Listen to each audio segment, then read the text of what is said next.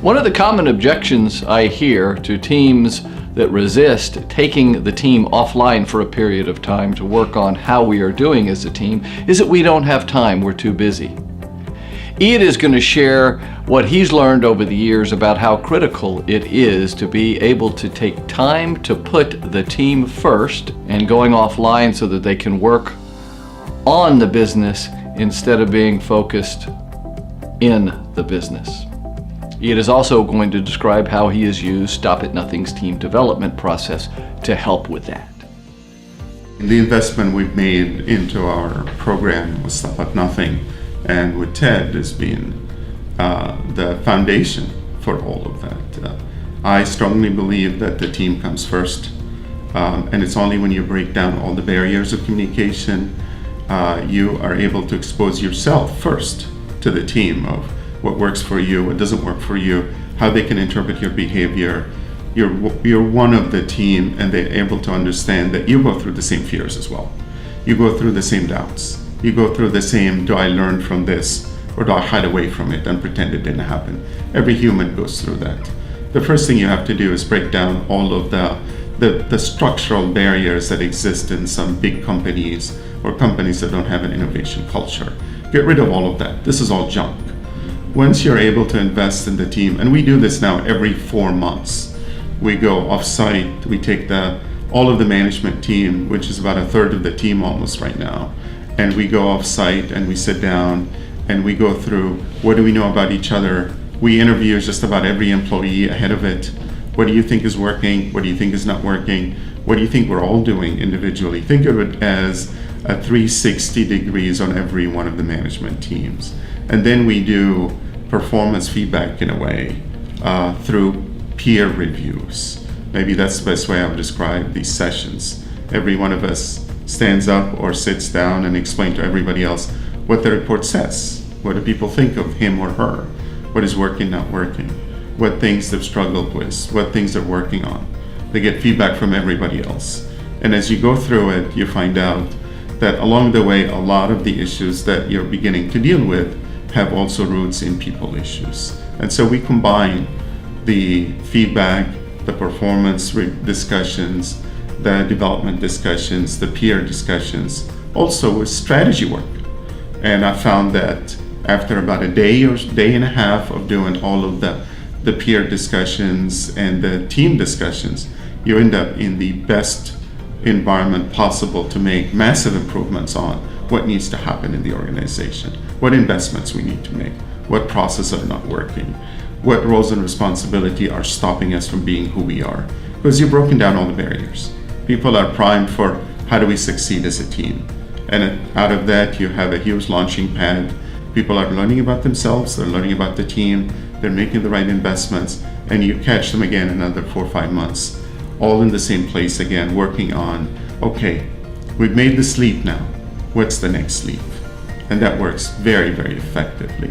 And you develop language, you develop cohesiveness that you can use between these sessions where as you confront issues, you're able to go back and say, hey, remember what we talked about here? This is the behavior that we always do. Do you recall how we discussed that when we deal with an outage or we deal with a performance issue, that we don't confront it immediately, but we take a day or two and that's okay? Yeah, that's what we're gonna do here. Take care of the customers, but let's take a couple of days before we talk about what we need to do differently. That seemed to be working last time. We've discussed it. We've anticipated the conflict. We've anticipated how to solve the conflict because we've dealt with it in a rational way. And we've made it part of who we are and what our process looks like and what management looks like and what excellence looks like. And if you do that repeatedly, every time you get to another bottleneck in the team and another bottleneck in the team, and before you know it, every person on the team is as responsible for the overall performance as you are, and you succeed.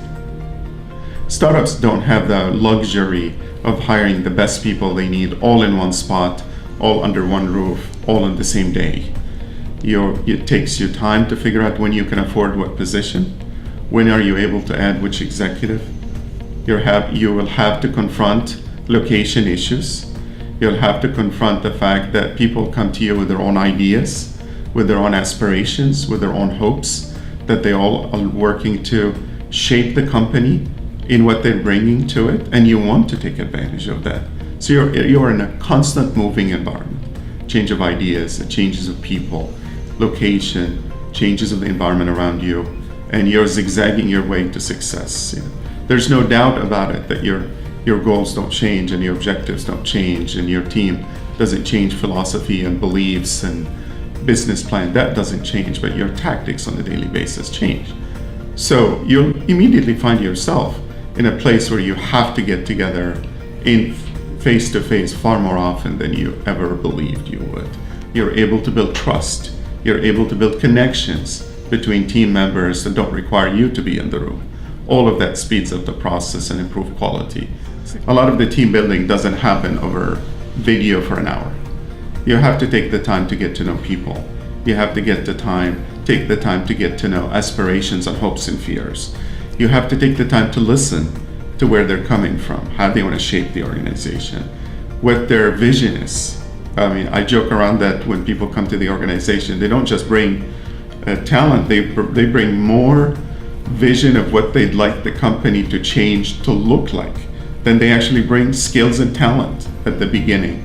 And you have to go through the process of letting them impart upon you why they believe the way they believe, because that's part of the skill you're bringing as well. And you have to find an outlet for all of this. Only then will you get the engagement and openness and the trust. You're shortening the time it takes to find out about a problem. You're not allowing things to fester where they truly surprise you in a major way. And you have the whole team behind you when you need to attack a goal or you need to scale a mountain. This is very critical. If you're not acting as one team and you're not all speaking with one set of aspirations and hopes, the rest of it is very hard to put together. So, as you go into the process for planning next year, make sure that you are allocating the time and resources to work on the business as opposed to just being focused on in the business. And you will find that you will have a much higher quality of execution and employee morale. So this is the last of the 4-part series with Iyad, and I hope you have enjoyed it and taken away some good tools, techniques, and considerations as you lead your team going forward. Thank you very much for watching the videos and your intention and engagement. If you would like to talk to either myself or Iyad about some of the things that we've shared with you in this video series, please reach out to either one of us.